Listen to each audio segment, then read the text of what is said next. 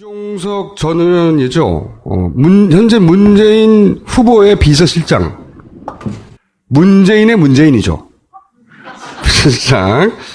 이분으로 말씀드릴 것 같으면 80년대 운동권의 전설적 꽃미남. 네. 대단한 인기였어요. 그때 여학생들 사이에. 그럼 뭐하나. 그럼 뭐하나. 지난 총선 때 당내 경선에서 똑 떨어졌죠. 그런데 다시 문재인의 문재인이 되었어, 지금. 전략을 짜고 있는 핵심 브레인이라고 스스로 주장하고 있는 김종석 전 의원을 모시겠습니다. 이게 이제 탄핵 때 노무현 대통령 탄핵 국회에서 의결 당시에 끌려나가는 장면 이렇게 변했어요. 자, 이제 예쁜 거 걸어놓고 자, 오늘 모신 이유는 뭐냐면 각 캠프에 현재 당면하고 있는 고민거리가 뭐냐, 현재 문제점들이 뭐냐, 이걸 신속하게 들어보려고 하는 거거든요. 서울시 정무부시장까지 하셨죠? 예. 박원순 시장 때 하셨잖아요. 네. 박원순 시장한테 좀 빚진 거 없습니까? 박원순 시장님한테 제가 질문을 마저 하면 경선 딱 시작할 때 박원순 시장도 막 뛰고 있을 때 왜 문재인 캠프 쪽으로 가셨죠? 저도 똑같은 시민의 한 사람이기도 한데요. 가장 확실한 정권 교체의 길을 가고 싶었습니다. 그만큼 저한테도 정권 교체는 모든 국민한테 그렇듯이 절절했고요. 여전히 박원순 시장님 존경하고 가깝습니다. 함께 하게 될 겁니다. 문재인 후보 개인적인 인연이 있다거나 뭐 어느 순간에 가야 되겠다 결정한 게 있다 뭐 계기가 있어요? 저는 사실은 조금 이번에 정권 교체와 함께 좀 가슴 떨리게 보고 있는 것은 후보는 지금 그걸 전국적으로 지지받는 대통령이 되고 싶다 하고 얘기하시잖아요. 실제로 정치 지형이 87년 6월 항쟁 이전으로 회복되고 있다고 저는 생각합니다. 문재인 후보가 단순히 본인이 정권 교체를 하는 것뿐만 아니라 첫 차가 되겠다. 2호, 3호, 4호 차가 계속 나와져서 한국 사회의 이 오랜 적폐들을 청산해가고 새로운 대한민국으로 가는 시작이었으면 좋겠다 하고 이야기하잖아요. 저는 이번이 정권 교체와 함께 전국적으로 정치 지형을 바꾸는 그런 어떤 변곡점을 우리가 지나고 있다 이렇게 생각합니다. 그래서 꼭 그렇게 만들고 싶고 국민들이 이미 그런 흐름을 잡아주셨는데 안 놓치고 꼭 과거에는 우리가 기울어진 운동장이라고 늘 이야기해왔잖아요. 이제는 거꾸로 민주개혁 진영이 더 우세한 이런 지형이 유지되면서 오랜 한국 사회의 적폐들을 하나씩 되잡아가고 이제는 좀 정방향으로 갈 수 있도록 그렇게 노력하겠습니다. 사람은 어때요? 보시기에? 답답하죠? 보이는 그대로입니다. 더도 덜도 말고 저는 문재인 후보의 제일 강점은 진실한 거라고 생각해요. 진실한 거고 조금은 답답해 보이지만은 또 문재인 후보의 그런 면이 사람들로 하여금 신뢰를 주는 가장 큰 장점이고 먼 길을 함께 갈 만한 이런 사람 아닌가 이렇게 생각합니다. 잔대가리 안 쓴다? 잔머리 잘 안 쓰시죠? 못 쓰세요? 예. 잔머리가 없어요. 좀 있어야 되는데. 답답한 건 저희가 기민한 참모들이 잘 메우도록 하겠습니다. 일단 현재 상황이 어떻게 되냐면 민주당 경선이 본선이다 그랬었어요. 근데 경선 끝나자마자 안철수 후보가 나 여기 있어!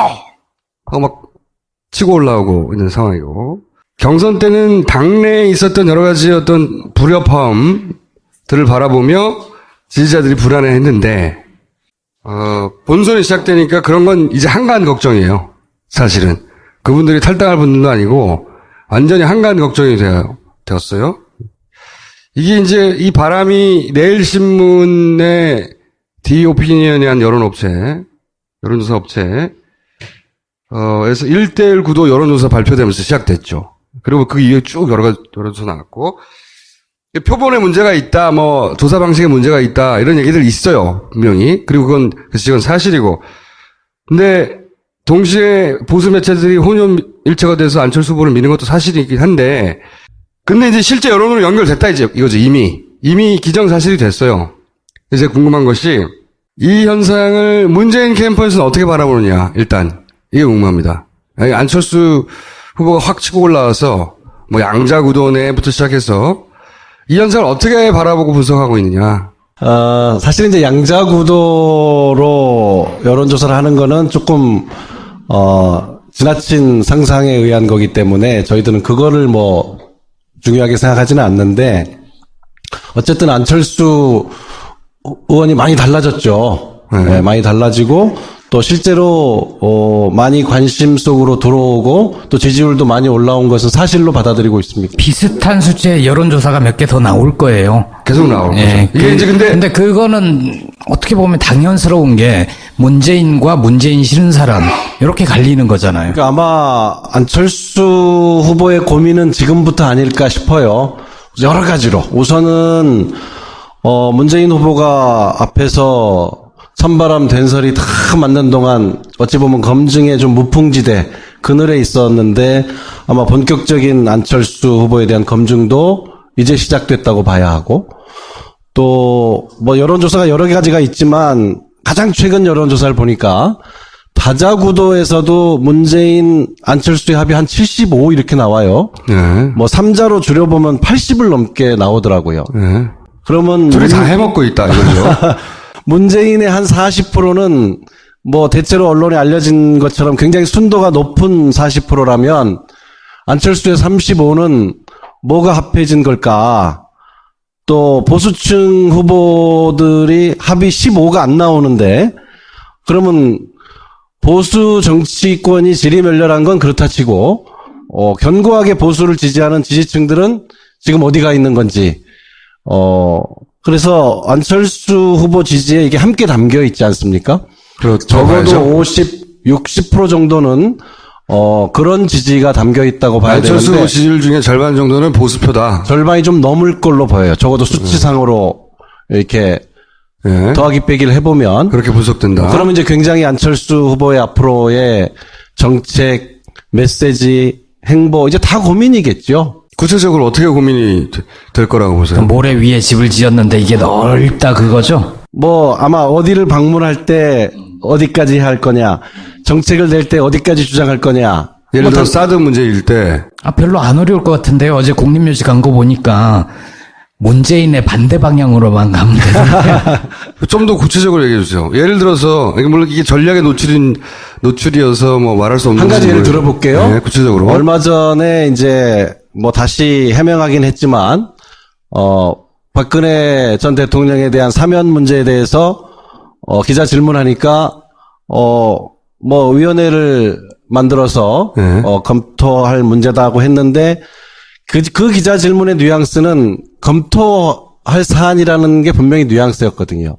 그 뒤에 물론 해명은 다시 남발해서는 안 된다는 취지로 한 이야기다 했지만 아마 이 질문을 또 하면 저는 앞으로 안철수 의원이 어떤 언어 단어들을 선택할지 굉장히 조심스럽고 어려울 거예요. 원론적인 얘기를 하겠죠, 원론이. 근데 이제 그 말에 현수원을 가면 방문을 전직 대통령 묘소들 어디까지 방문할지도 고민일 거고, 또 과거에 이제 민주당 대표하면서도 늘 이 정체성 문제 5.18이나 4.19나 또는 뭐 6.15나 이런 문제에 대한 입장 문제에 있어서 자꾸 이 검증을 받은 바가 있었는데 이런 질문을 다시 들이밀 때도 굉장히 난처할 거예요.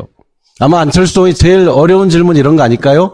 문재인 후보는 정권 교체를 하면 국민의당과 안철수 후보는 함께 국정 운영해야 될 파트너다 하고 분명하게 얘기했어요. 안철수 후보는 정말 기회가 된다면 더불어민주당하고는 박지원 대표는 죽어도 안 한다고 하니 누구랑 국정 운영을 하겠다는 건지 좀 책임 있게 이야기할 시점에 오지 않았나. 안철수 후보도 이제는 본격적으로 머리가 아프지 않을까요? 호남의 진보적 표심도 잡아야 되는데 그렇다고 자신의 지지율을 구성하고 있는 그 보수 표심도 잡아야 되니까 그게 갈라지는 지점에 질문을 하거나 갈라지는 지점에 의문을 던질 때 어떻게 대응하느냐 딜레마일 것이다. 아마 자유한국당 후보나 바른정당 후보들이 또 묻겠죠. 왜냐하면 본인들이 흡수해야 될 지지층을 지금 일시적으로 안철수 후보가 담고 있다고 보기 때문에 이미 공격을 시작하는 것 같은데요. 그건 또한 그쪽 후보들이 마땅히 해야 될 검증이겠죠. 짧은 시간 내에 보통 인터뷰나 토론회가 진행되기 때문에 약간 전략적 모호성을 유지하고 살짝 넘어가면 그 전략적 모호성을 파헤쳐야 되겠다는 생각보다는 일단 문재인에 대한 공포가 보수 표심을 글로 움직이게 한 거란 말이죠. 그 정도 스킬은 있지 않겠는가, 국민의당에서도. 근데 요즘은 정치가 그렇게 잘 안 되더라고요. 워낙 요즘엔 유권자들이 정치인의 숨결까지 느낀다. 저는 그렇게 생각해요. 실제로 하지 않은 말까지 다 읽어내고 정확하게 분석하고 요즘 아마 가장 불필요해진 직업 중에 하나가 정치평론가 아닐까. 예. 기자들도 그래요. 기자들도 사실은 굉장히 곤혹스러울 거예요. 왜냐하면 저도 정말로 어떤 정치인이 뭘 발표했을 때 숨은 뜻까지 보려면 네티즌들이 쓴 걸 한 30분 봅니다. 훨씬 정확하거든요. 예. 근데 이런 거 있어요. 또. 숨기기 쉽지 않을 겁니다. 근데 안철수 후보는 소위 적폐의 프레임으로 상대할 수 없는 까다로운 상대예요. 실제. 그러니까 본격적인 대선 국면에 가면 안철수 쪽에서는 그 화살을 쏘아오겠지만 문재인 쪽에서는 되돌려줄 화살이 그렇게 넉넉하지 않다. 그런 문재인 후보의 딜레마도 있잖아요. 왜냐하면 강하게 되돌릴수록 양자구도를 만드는 딜레마가 또 있어서 그렇죠? 실제 양자구도 아닌데도 정서적 양자구도로 만들어서 표가 글로 쏠리게 하는 게 있잖아요. 아, 역시 문재인을 상대할 사람은 안철수밖에 없구나. 이렇게. 그 딜레마는 어떻게 하냐요? 우선은 문재인 후보 캠프가 안철수 후보나 국민의당을 뭐 적대시하고 공격하지는 않을 겁니다. 앞으로도? 저는 지금까지도 그랬고 앞으로도 그럴 겁니다. 이미 문재인 후보는 뭐 숱한 문모닝, 문나잇 엄청 공격을 받으면서 그건 흔들리지 않고 왔거든요. 그래서 확실한 정권 교체를 이루겠다. 그리고 야권과 함께 국정 운영을 해 가겠다 하는 것은 거듭해서 밝힌 거기 때문에 문재인 후보의 구상에는 그러면 내년 지선 정도면은 만약에 민주당이 그 대선을 승리하면 결국은 한 1년에 걸쳐서 국민의당과 통합이 될 것이다. 이렇게 생각하는 건가요? 지금 뭐 그렇게 이야기하기는 지금 그렇게 말할 수 없지만. 곤란하겠지만은 예. 대선 결과에 따라서 지금의 어떤 비정상적인 어떤 정당 구조는 한번 재편이 될 거라고 생각합니다. 뭐 자유한국당과 바른당도 싸우는 건 결국 영원히 떨어지고 싶어서 이러는 게 아니거든요. 바른정당이 더 높은 지지율을 가져서 내년 지선에는 바른정당 중심으로 재편되길 원하는 것이고 자유한국당이야 당연히 자유한국당 중심으로 재편되길 원하는. 근데 이제 국민의당과 민주당도 사실은 뿌리가 같아서 지선 때가 되면 그렇게 되지 않겠냐. 좀만 길게 생각해보면 그런 전망은 가능하죠. 둘이 자유한국당과 바른당이 그렇게 싸우듯이 여기도 그렇게 싸우고 있는 건데 여기는 강한 후보가 둘이 있는 거죠. 그래서 적처럼 보이는 게 있어요. 캠프에서 보시기에 잠재적으로 가장 강력한 경쟁자는 안철수입니까? 유승민입니까? 홍준표입니까? 최근에 이제 몇 여론조사 때문에 저희도 긴장하고 또 문재인 후보를 통해서 확실하게 정권 교체를 하겠다 하는 지지자분들도 굉장히 당황스럽기도 하고 고민도 커졌을 거라고 생각해요.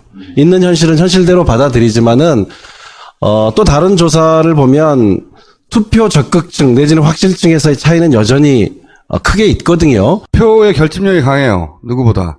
보수층이 갈 곳을 잃어서 또는 보수층을 대표하는 후보가 도저히 마음에 안 들어서 지금 여론조사에 그렇게 답했다 할지라도 실제로 마지막 투표 행위까지 이어질 거냐 하는 문제는 간단한 문제가 아니죠. 안철수 후보의 고민일 수밖에 없죠. 그러니까 그 중에서 누가 투표장까지 가느냐가 중요한데 문재인 후보의 최대 강점은 그거예요. 오랫동안 두드려 맞으며 만들어진 지지층이어서 투표장에 꼭 간다고 하는 면에서는 그 비교를 따지면 굉장히 격차가 벌어지죠. 그리고 문재인 후보 지지율은 이렇게 더듬어 보시면 한 번도 2, 3%가 한 번에 올라간 적이 없어요. 정말 1%씩 올라왔거든요. 저희가 20대 초반 내지는 10대 후반에서 머물러 있을 때 그때 박스권에 갇혀 있다고 언론에 많이 지적을 받았는데 어느 순간 30 가까이 갔어요. 그래서 또 머무니까 또 박스권에 갇혔다고 그러더라고요. 박스가 좀 움직이죠. 그래서 35% 넘고 최근에 다자고도에서는 40에 근접한 여론조사들이 나오는데 또 30대 후반 40 박스권에 갇혔다고 또 그러더라고요.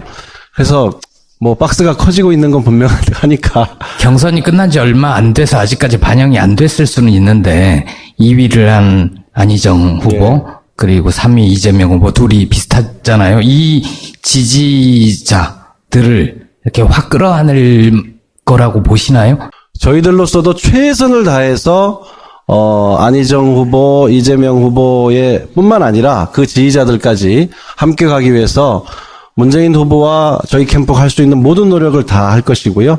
이미 이제 안희정 지사나 이재명 시장이 흔쾌히 함께할 이런 뜻을 밝혀주고 계시기 때문에 저희들 지금 언론에 안 나더라도 굉장히 활발하게 만나고 의논하고 있다는 말씀은 제가 사실로 확인해 드릴 수 있습니다. 문재인 적극 투표층이 탄탄하다는 것도 명백한 사실이지만 동시에 반문재인 구도라는 것도 굉장히 탄탄해요. 그렇죠. 비호감에서도 가장 높죠. 아주 확고하다는 거죠. 그러니까 종편이 지난 대선 끝나자마자 지금부터 시작해서 지금까지 한 일은 단 한 가지예요. 뭘 하든지 간에 문재인만은 안 된다. 종편이 밀어주는 후보는 그때그때 바뀌었어요. 근데 안 되는 후보는 문재인 하나였거든요. 그러니까 선거는 구도인데 문재인 아닌 사람 다 모여라 구도도 확실하거든요. 이 구도를 한 달 만에 깰 수는 없잖아요. 4년간 이어진 거니까. 그러면 남은 한 달간 이 구도를 상대하는 전략은 있습니까? 기본적으로는 지금까지 온 것처럼 갈 겁니다. 저희들은 문재인을 통해서 정권 교체하겠다는 국민들을 보고 갈 생각이고요. 저는 적어도 다자구도가 양자구도로 좁혀지는 일은 없을 거라고 생각합니다. 그거는 보수층의 후보들이 다 포기한다는 건데, 아까 우리 김총재께서 얘기하신 언론에서 두 사람을 붙이는 여론조사가 많다고 했는데 저는 그게 의도적인 거죠. 허상을 두고 여론조사를 한 거죠. 문재인을 지지하느냐, 지지하지 않느냐를 갖고 하는 건데 그것은 뭐 현실에서 일어날 수 없는 여론조사를 하고 있기 때문에 저는 기본적으로 다자구도는 유지된다고 봅니다. 그 여론조사의 목적은 이런 거죠. 그러니까 후보 단일화가 안 될 것 같으니까 시간도 짧고 정서적으로 유권자가 단일화해서 될 놈 밀어주라 이런 시그널을 계속 보내는 거죠 지금. 정당은 지금 보수 정당의 후보들이 굉장히 지지율이 낮지만 1, 20년 된 정당이 아니잖아요. 그리고 대선 치르고 마는 게 아니기 때문에 내년 아까 얘기하셨잖아요. 내년 지방선거 그다음 총선 이런 연속성을 갖고 있어서 저는 후보를 유지하기도 하려니와 최종적으로는 보수 지지층이 어느 정도는 자기 정체성에 맞는 후보를 선택할 거라고 봅니다. 또는 기권층이 많아지든지. 옛날에 이인재 찍으면 김대중 된다가 출발이거든요. 조선일보가 퍼뜨린 프레임이죠. 근데 실제로 그렇게 됐어. 이인재 당시 후보가 20% 가까이 득표하고 보수표를 가져왔기 때문에 결국 김대중 어렵게 간신히 그 IMF 상황에서도 이겼단 말이죠. 그 기억이 있어서 거꾸로 이 프레임이 먹힌다는 거죠. 그렇긴 한데 저희가 그렇다고 해서 그런 걱정이 있다고 해서 정치적으로 얕은 수를 내는 것보다는 저는 전공법이 좋다고 보는 거는 옳다고 보는 거는 뭐 낮게 나왔을 때도 정권 교체가 돼야 한다. 이렇게 보는 국민들이 60%를 넘습니다. 될 것이라고 보는 국민들은 더 높아요. 그래서 우리가 그것을 보고 가야지 여기서 정치적인 수를 내려고 하는 것은 오히려 핵심 이 지지층을 잃게 될 거다. 기본 전략대로 그냥 간다. 네. 네. 다만 저희가 지금 요번 주 다음 주 최선을 다해야 할 것은 함께 경쟁했던 후보들 또 그 지지자들과 흔쾌하게 함께 갈 수 있는 문재인 후보가 이야기하는 것처럼 완전한 한 팀이 되는 것을 뭐 정성에 또 정성을 들이려고 합니다. 근데 지금 말씀하신 거로는 다자구도가 지속될 것이다라는 건 정말 좀 앞으로 다른 변수들이 없었으면 한다라는 바람이 섞여 있는 거 아닌가요? 그렇죠. 후보는 사자구도 이상이 유지되는데 네.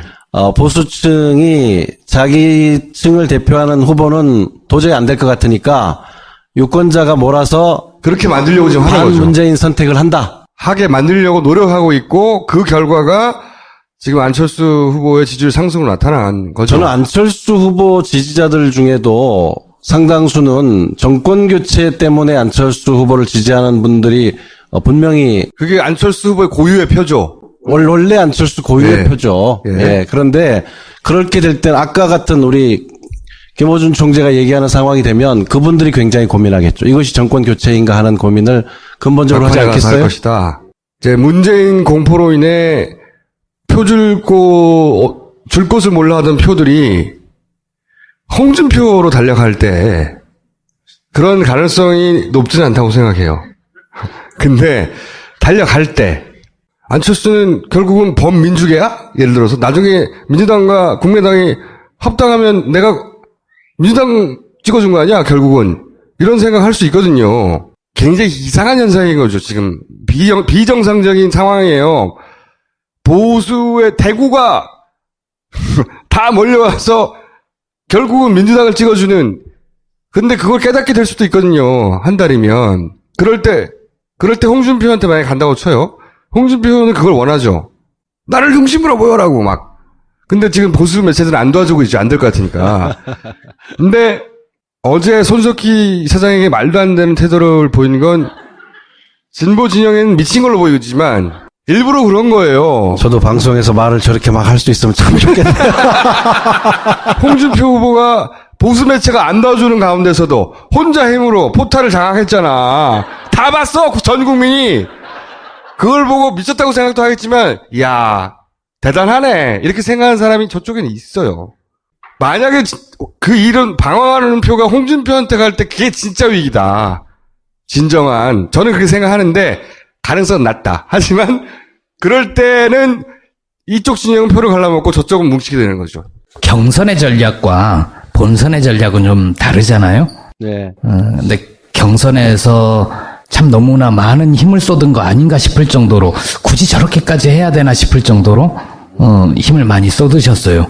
경선과 다른 본선에서 문재인 후보는 이걸 보여주겠다. 공개할 수 있는 전략이 있나요? 뭐 꼭 1차에 끝내야 되겠다 하고 이를 악문 게 아니고 선거 일정 자체가 예측하지 못하게 당겨지면서 저희가 예선과 본선을 한 번에 보고 가는 것이 옳다. 그것이 더 책임 있는 태도다. 예선 때는 예선에 충실하고 본선에 가서 공약을 발표하고 하는 일반적인 선거운동 방법은 오히려 예의가 아니겠다. 지금 일반적인 선거라면 12월 말 기준이라면 지금 11월 들어서 있는 거 아니겠어요. 예, 보통 그때쯤은 거의 변수가 없다고 얘기할 정도 시점이고 소위 정책이라는 게 전혀 먹히지 않는 흔히 이제 그런 시점인데 저희들이 그래서 예선과 본선을 한 판으로 보고 일찍부터 책임 있게 정책을 발표하고 좀 함께 할 수 있는 사람들의 정권 교체에 함께 가야 한다는 사람들을 함께 모으기 위해서 최선을 다하는 과정이 우리 김보엽 기자님 얘기한 것처럼 그렇게 비쳤을 수는 있어요. 다시 홍준표 얘기를 하면 이 반문재인 구도에 올라타면 누구든 급상승하는 거예요. 지금은 이걸 홍준표가 타는 게 제일 무서운 상황이라는 거죠. 안 타게 만들어야 돼요. 이 안철수 후보가 생각 없이 한 달 전만 해도 한 자리 숫자예요. 지지자가 30% 갑자기 급증했잖아요. 이 30%가 갑자기 홍준표한테 다 갈 수는 없지만 얹히기 시작하는 순간 홍준표가 되나? 그러면 전통적인 홍준표 후보가 맨날 얘기하는 전통적인 이 구도가 형성되는 거거든요. 그렇게 안 되길 바라야 하고 그렇게 만들면 안 된다. 안철수 후보가 고민일 수밖에 없다는 것이 말이 튼튼하든 아니면 부족하든 간에 부실하든 간에 한 방향으로 가는 한 마리 말을 타고 있으면 좋은데 다른 방향으로 달아나려는 두 마리 말을 한 번에 타고 있단 말이에요. 그게 딜레마죠. 딜레마죠. 네. 예. 이제 국민들이 이제 또 생각할 거 아닙니까? 여러 가지 변수들이 지금 이제 지나갔고요. 진짜 방정식이 복잡해 이번에는. 또 새로운 변수를 맞이했는데 안철수 후보에 대해서 이질적인 지지층이 섞여서 새로운 현상이 일어났는데 이것을 보면서 이제 국민들이 이 후보 등록 전까지 정말 다시 차분하게 고민하는 한 열흘이 되지 않을까. 여하간 문재인 후보의 강점과 그리고 이 너무 문재인 후보를 중심으로 딱 갈라져서 이쪽으로 넘어오기 힘든 이 구도라는 약점을 동시에 안고 있는 여기 문재인 후보의 딜레마도 있는 거죠. 이쪽을 안 넘어와. 그러니까 민주당을 지지하고 심지어는 민주당의 그 후보였던 안희정을 지지했지만 안희정 후보가 안 되니까 절로 가버리는 거잖아요.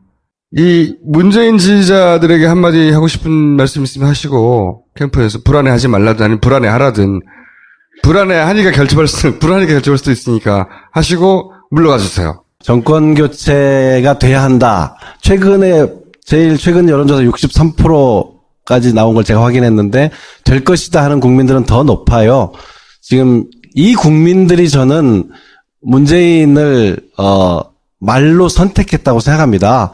문재인 후보가 그 국민들을 선택한 것이 아니고 그 국민들의 이 염원이 문재인을 말로 택했다고 생각하는데요.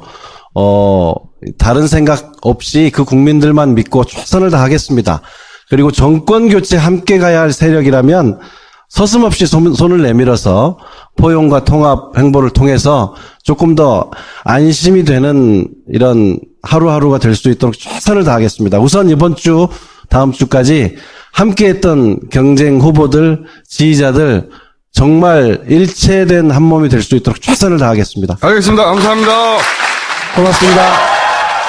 그러서 나왔고 표본에 문제가 있다, 뭐 조사 방식에 문제가 있다 이런 얘기들 있어요 분명히. 그리고 그건 사실이고. 근데 동시에 보수 매체들이 혼연일체가 돼서 안철수 후보를 미는 것도 사실이긴 한데, 근데 이제 실제 여론으로 연결됐다 이거죠. 이미 기정사실이 됐어요. 이제 궁금한 것이 이 현상을 문재인 캠프에서는 어떻게 바라보느냐. 일단 이게 궁금합니다. 아니, 안철수 후보가 확 치고 올라와서 뭐 양자구도네부터 시작해서 이 현상을 어떻게 바라보고 분석하고 있느냐. 사실 이제 양자구도로 여론조사를 하는 거는 조금, 지나친 상상에 의한 거기 때문에 저희들은 그거를 뭐 중요하게 생각하지는 않는데, 어쨌든 안철수 의원이 많이 달라졌죠. 네, 많이 달라지고, 또 실제로 많이 관심 속으로 들어오고 또 지지율도 많이 올라온 것은 사실로 받아들이고 있습니다. 비슷한 수치의 여론조사가 몇 개 더 나올 거예요. 계속 나올 거죠. 예, 이게 이제 근데 그거는 어떻게 보면 당연스러운 게 문재인과 문재인 싫은 사람 이렇게 갈리는 거잖아요. 그러니까 아마 안철수 후보의 고민은 지금부터 아닐까 싶어요. 여러 가지로. 우선은 문재인 후보가 앞에서 찬바람 된설이 다 맞는 동안 어찌 보면 검증의 좀 무풍지대 그늘에 있었는데 아마 본격적인 안철수 후보에 대한 검증도 이제 시작됐다고 봐야 하고, 또 뭐 여론조사가 여러 가지가 있지만 가장 최근 여론조사를 보니까 다자구도에서도 문재인 안철수의 합이 한 75 이렇게 나와요. 네. 뭐 3자로 줄여보면 80을 넘게 나오더라고요. 네. 그러면 둘이 다 해먹고 있다 이거죠. 문재인의 한 40%는 뭐 대체로 언론에 알려진 것처럼 굉장히 순도가 높은 40%라면 안철수의 35는 뭐가 합해진 걸까? 또 보수층 후보들이 합이 15가 안 나오는데, 그러면 보수 정치권이 지리멸렬한 건 그렇다 치고 견고하게 보수를 지지하는 지지층들은 지금 어디가 있는 건지, 그래서 안철수 후보 지지에 이게 함께 담겨 있지 않습니까? 그렇죠. 적어도 60% 정도는 그런 지지가 담겨 있다고 봐야 안철수 되는데, 지지율 중에 절반 정도는 보수표다. 절반이 좀 넘을 걸로 보여요. 적어도 수치상으로 이렇게 네. 더하기 빼기를 해보면. 그렇게 분석된다. 그러면 이제 굉장히 안철수 후보의 앞으로의 정책, 메시지, 행보 이제 다 고민이겠죠. 구체적으로 어떻게 고민이 될 거라고 보세요? 모래 위에 집을 지었는데 이게 넓다 그거죠? 뭐 아마 어디를 방문할 때 어디까지 할 거냐, 정책을 낼 때 어디까지 주장할 거냐. 예를 들어 사드 문제일 때 별로 안 어려울 것 같은데요. 어제 국립묘지 간 거 보니까 문재인의 반대 방향으로만 가면 되는데. 좀 더 구체적으로 얘기해 주세요. 예를 들어서 물론 이게 전략의 노출이어서 뭐 말할 수 없는 한 가지 예를 부분을- 들어볼게요. 네, 구체적으로. 얼마 전에 이제 뭐 다시 해명하긴 했지만 박근혜 전 대통령에 대한 사면 문제에 대해서 기자 질문하니까 뭐 위원회를 만들어서 네. 검토할 문제다고 했는데 그 기자 질문의 뉘앙스는 검토할 사안이라는 게 분명히 뉘앙스였거든요. 그 뒤에 물론 해명은 다시 남발해서는 안 된다는 취지로 한 이야기다 네. 했지만 아마 이 질문을 또 하면 저는 앞으로 안철수 의원이 어떤 언어 단어들을 선택할지 굉장히 조심스럽고 어려울 거예요. 원론적인 얘기를 하겠죠, 원론이. 근데 이제 그 말에 연수원을 가면 방문을 전직 대통령 묘소들 어디까지 방문할지도 고민일 거고 또 과거에 이제 민주당 대표하면서도 늘 이 정체성 문제 5.18이나 4.19나 또는 뭐 6.15나 이런 문제에 대한 입장 문제에 있어서 자꾸 이 검증을 받은 바가 있었는데 이런 질문을 다시 들이밀 때도 굉장히 난처할 거예요. 아마 안철수 의원이 제일 어려운 질문 이런 거 아닐까요? 문재인 후보는 정권 교체를 하면 국민의당과 안철수 후보는 함께 국정 운영해야 될 파트너다 하고 분명하게 얘기했어요. 안철수 후보는 정말 기회가 된다면 더불어민주당하고는 박지원 대표는 죽어도 안 한다고 하니 누구랑 국정 운영을 하겠다는 건지 좀 책임 있게 이야기할 시점에 오지 않았나. 안철수 후보도 이제는 본격적으로 머리가 아프지 않을까요? 호남의 진보적 표심도 잡아야 되는데 그렇다고 자신의 지지율을 구성하고 있는 그 보수 표심도 잡아야 되니까 그게 갈라지는 지점에 질문을 하거나 갈라지는 지점에 의문을 던질 때 어떻게 대응하느냐 딜레마일 것이다. 아마 자유한국당 후보나 바른정당 후보들이 또 묻겠죠. 왜냐하면 본인들이 흡수해야 될 지지층을 지금 일시적으로 안철수 후보가 담고 있다고 보기 때문에 이미 공격을 시작하는 것 같은데요. 그건 또한 그쪽 후보들이 마땅히 해야 될 검증이겠죠. 짧은 시간 내에 보통 인터뷰나 토론회가 진행되기 때문에 약간 전략적 모호성을 유지하고 살짝 넘어가면 그 전략적 모호성을 파헤쳐야 되겠다는 생각보다는 일단 문재인에 대한 공포가 보수 표심을 글로 움직이게 한 거란 말이죠. 그 정도 스킬은 있지 않겠는가, 국민의당에서도. 근데 요즘은 정치가 그렇게 잘 안 되더라고요. 워낙 요즘엔 유권자들이 정치인의 숨결까지 느낀다. 저는 그렇게 생각해요. 실제로 하지 않은 말까지 다 읽어내고 정확하게 분석하고 요즘 아마 가장 불필요해진 직업 중에 하나가 정치평론가 아닐까. 예. 기자들도 그래요. 기자들도 사실은 굉장히 곤혹스러울 거예요. 왜냐하면 저도 정말로 어떤 정치인이 뭘 발표했을 때 숨은 뜻까지 보려면 네티즌들이 쓴 걸 한 30분 봅니다. 훨씬 정확하거든요. 예. 근데 이런 거 있어요. 또. 숨기기 쉽지 않을 겁니다. 근데 안철수 후보는 소위 적폐의 프레임으로 상대할 수 없는 까다로운 상대예요. 실제. 그러니까 본격적인 대선에 가면 안철수 쪽에서는 그 화살을 쏘아오겠지만 문재인 쪽에서는 되돌려줄 화살이 그렇게 넉넉하지 않다. 그런 문재인 후보의 딜레마도 있잖아요. 왜냐하면 강하게 되돌릴수록 양자구도를 만드는 딜레마가 또 있어서 실제 양자구도 아닌데도 정서적 양자구도로 만들어서 표가 글로 쏠리게 하는 게 있잖아요. 역시 문재인을 상대할 사람은 안철수밖에 없구나. 이렇게. 그 딜레마는 어떻게 하냐. 우선은 문재인 후보 캠프가 안철수 후보나 국민의당을 뭐 적대시하고 공격하지는 않을 겁니다. 앞으로도? 지금까지도 그랬고 앞으로도 그럴 겁니다. 이미 문재인 후보는 뭐 숱한 문모닝, 문나잇 엄청 공격을 받으면서 그건 흔들리지 않고 왔거든요. 그래서 확실한 정권 교체를 이루겠다.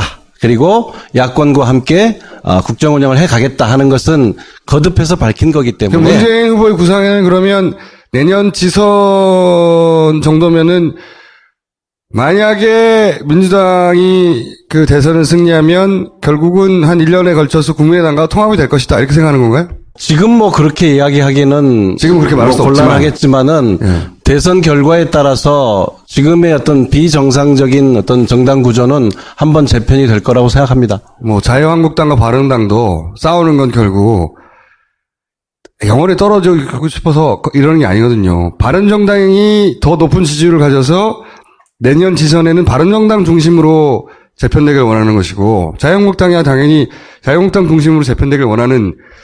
근데 이제 국민의당과 민주당도 사실은 뿌리가 같아서 지선 때가 되면 그렇게 되지 않겠냐. 좀만 길게 생각해보면 그런 전망은 가능하죠. 둘이 자유한국당과 바른당이 그렇게 싸우듯이 여기도 그렇게 싸우고 있는 건데 여기는 강한 후보가 둘이 있는 거죠. 그래서 적처럼 보이는 게 있어요. 캠프에서 보시기에 잠재적으로 가장 강력한 경쟁자는 안철수입니까? 유승민입니까? 홍준표입니까? 최근에 이제 몇 여론조사 때문에 저희도 긴장하고 또 문재인 후보를 통해서 확실하게 정권 교체를 하겠다 하는 지지자분들도 굉장히, 당황스럽기도 하고 고민도 커졌을 거라고 생각해요. 있는 현실은 현실대로 받아들이지만은, 또 다른 조사를 보면 투표 적극층 내지는 확실층에서의 차이는 여전히 크게 있거든요. 표의 결집력이 강해요. 누구보다. IMF 상황에서도 이겼단 말이죠. 그 기억이 있어서 거꾸로 이 프레임이 먹힌다는 거죠. 그렇긴 한데 저희가 그렇다고 해서 그런 걱정이 있다고 해서 정치적으로 얕은 수를 내는 것보다는 저는 전공법이 좋다고 보는 거는 옳다고 보는 거는 뭐 낮게 나왔을 때도 정권 교체가 돼야 한다. 이렇게 보는 국민들이 60%를 넘습니다. 될 것이라고 보는 국민들은 더 높아요.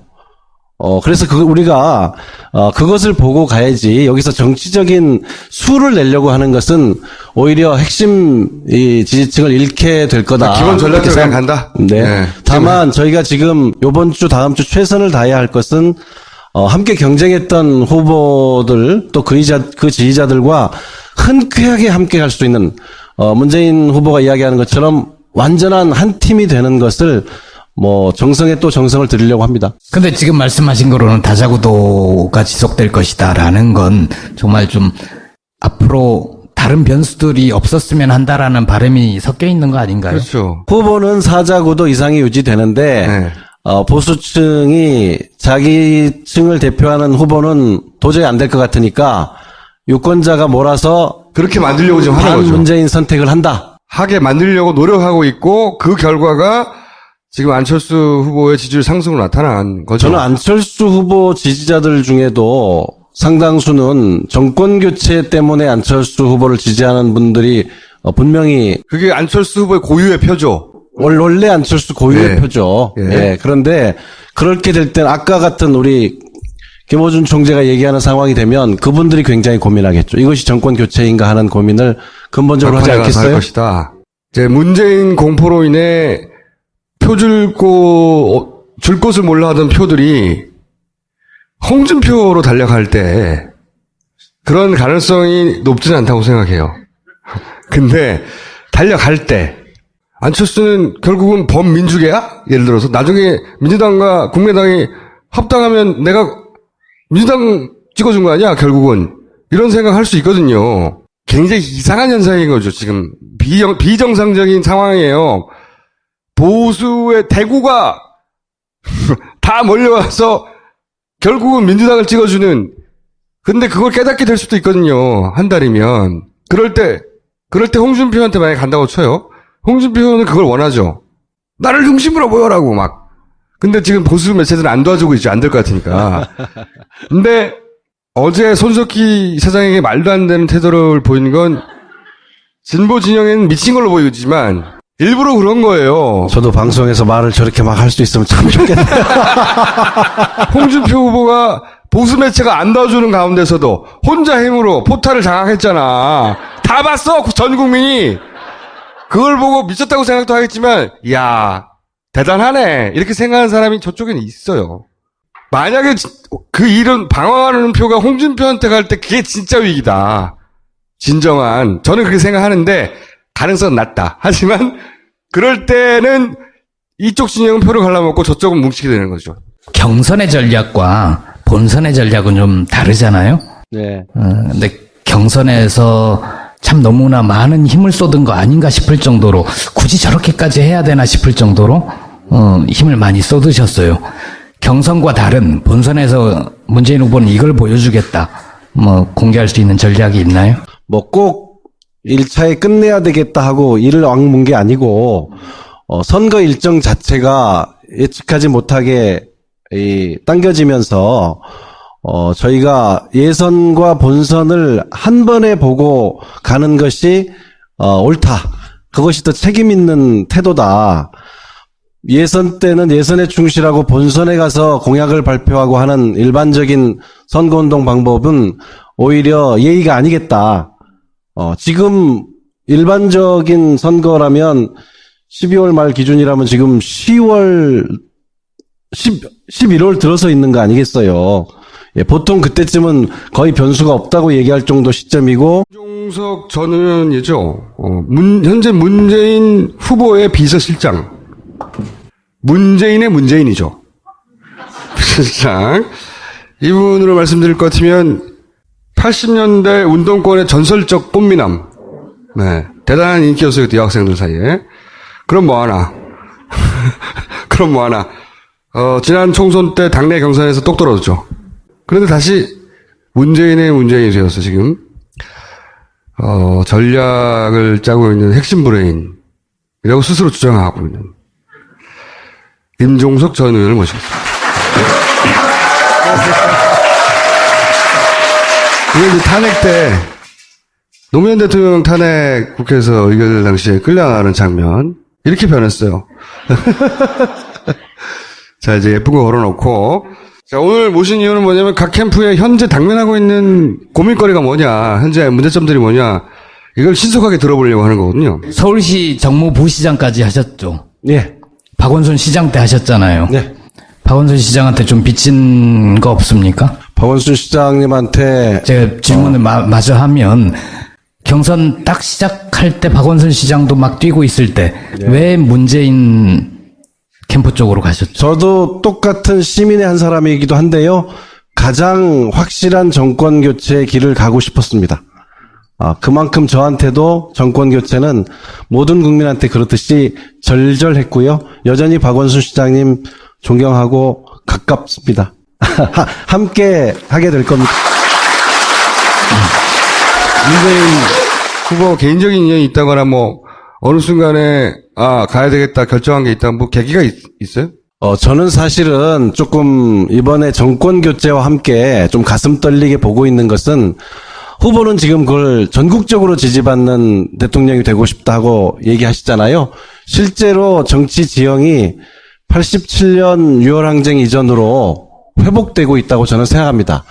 문재인 후보가 단순히 본인이 정권 교체를 하는 것뿐만 아니라 첫 차가 되겠다. 2호, 3호, 4호 차가 계속 나와져서 한국 사회 이 오랜 적폐들을 청산해가고 새로운 대한민국으로 가는 시작이었으면 좋겠다 하고 이야기하잖아요.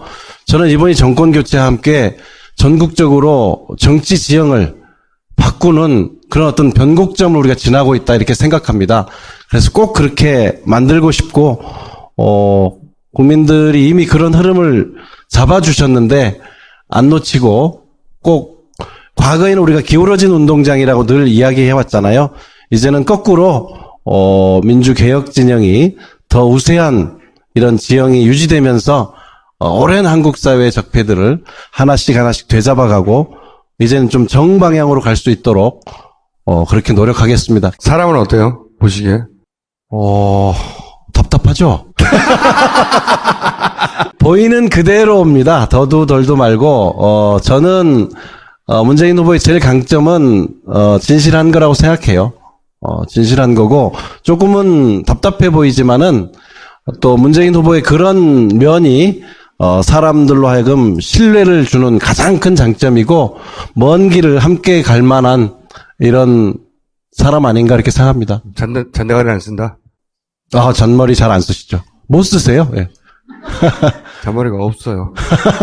좀 있어야 되는데. 답답한 건 저희가 잘 기민한 참모들이 잘 메우도록 하겠습니다. 일단 현재 상황이 어떻게 되냐면 민주당 경선이 본선이다 그랬었어요.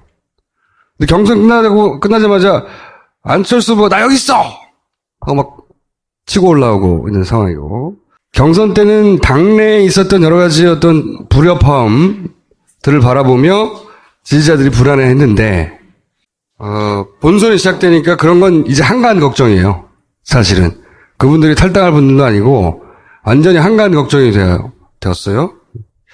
이게 이제 이 바람이 내일신문의 디오피니언이란 여론조사 업체, 에서 1대1 구도 여론조사 발표되면서 시작됐죠. 그리고 그 이후에 쭉 여러 가지. 보수층이, 갈 곳을 잃어서 또는 보수층을 대표하는 후보가 도저히 마음에 안 들어서 지금 여론조사에 그렇게 답했다 할지라도 실제로 마지막 투표 행위까지 이어질 거냐 하는 문제는 간단한 문제가 아니죠. 안철수 후보의 고민일 수밖에 없죠. 그러니까 그 중에서 누가 투표장까지 가느냐가 중요한데 문재인 후보의 최대 강점은 그거예요. 오랫동안 두드려 맞으며 만들어진 지지층이어서 투표장에 꼭 간다고 하는 면에서는 그 비교를 따지면 굉장히 격차가 벌어지죠. 그리고 문재인 후보 지지율은 이렇게 더듬어 보시면 한 번도 2, 3%가 한 번에 올라간 적이 없어요. 정말 1%씩 올라왔거든요. 저희가 20대 초반 내지는 10대 후반에서 머물러 있을 때 그때 박스권에 갇혀 있다고 언론에 많이 지적을 받았는데 어느 순간 30 가까이 갔어요. 그래서 또 머무니까 또 박스권에 갇혔다고 그러더라고요. 박스가 좀 움직이죠. 그래서 이제 35% 넘고 최근에 다자구도에서는 40에 근접한 여론조사들이 나오는데 또 30대 후반 40 박스권에 갇혔다고 또 그러더라고요. 그래서 뭐 박스가 커지고 있는 건 분명하니까. 경선이 끝난 지 얼마 안 돼서 아직까지 반영이 안 됐을 수는 있는데 2위를 한 안희정 후보 그리고 3위 이재명 후보 둘이 비슷하잖아요. 이 지지자들을 이렇게 확 끌어안을 거라고 보시나요? 저희들로서도 최선을 다해서 안희정 후보, 이재명 후보의 뿐만 아니라 그 지지자들까지 함께 가기 위해서 문재인 후보와 저희 캠프가 할 수 있는 모든 노력을 다 할 것이고요.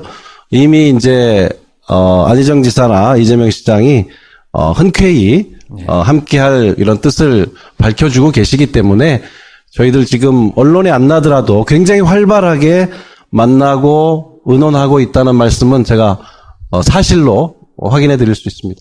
문재인 적극 투표층이 탄탄하다는 것도 명백한 사실이지만 동시에 반문재인 구도라는 것도 굉장히 탄탄해요. 저 비호감에서도 가장 높죠. 아주 확고하다는 거죠. 그러니까 종편이 지난 대선 끝나자마자 지금부터 시작해서 지금까지 한 일은 단 한 가지예요. 뭘 하든지 간에 문재인만은 안 된다. 종편이 밀어주는 후보는 그때그때 바뀌었어요. 근데 안 되는 후보는 문재인 하나였거든요. 그러니까 선거는 구도인데 문재인 아닌 사람 다 모여라 구도도 확실하거든요. 이 구도를 한 달 만에 깰 수는 없잖아요. 4년간 이어진 거니까. 그러면 남은 한 달간 이 구도를 상대하는 전략은 있습니까? 기본적으로는 지금까지 온 것처럼 갈 겁니다. 저희들은 문재인을 통해서 정권 교체하겠다는 국민들을 보고 갈 생각이고요. 저는 적어도 다자구도가 양자구도로 좁혀지는 일은 없을 거라고 생각합니다. 그거는 보수층의 후보들이 다 포기한다는 건데 아까 우리 김총재께서 얘기하신 언론에서 두 사람을 붙이는 여론조사가 많다고 했는데 저는 그게 의도적인 거죠. 허상을 두고 여론조사를 한 거죠. 문재인을 지지하느냐, 지지하지 않느냐를 갖고 하는 건데 그것은 뭐 현실에서 일어날 수 없는 여론조사를 하고 있기 때문에 저는 기본적으로 다자구도는 유지된다고 봅니다. 그 여론조사의 목적은 이런 거죠. 그러니까 후보 단일화가 안 될 것 같으니까 시간도 짧고 정서적으로 유권자가 단일화해서 될 놈 밀어주라 이런 시그널을 계속 보내는 거죠 지금. 정당은 지금 보수 정당의 후보들이 굉장히 지지율이 낮지만 1, 20년 된 정당이 아니잖아요.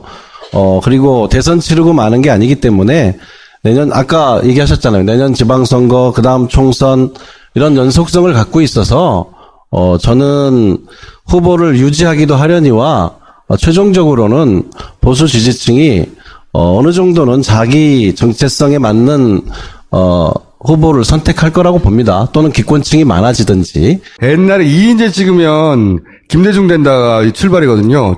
조선일보가 퍼뜨린 프레임이죠.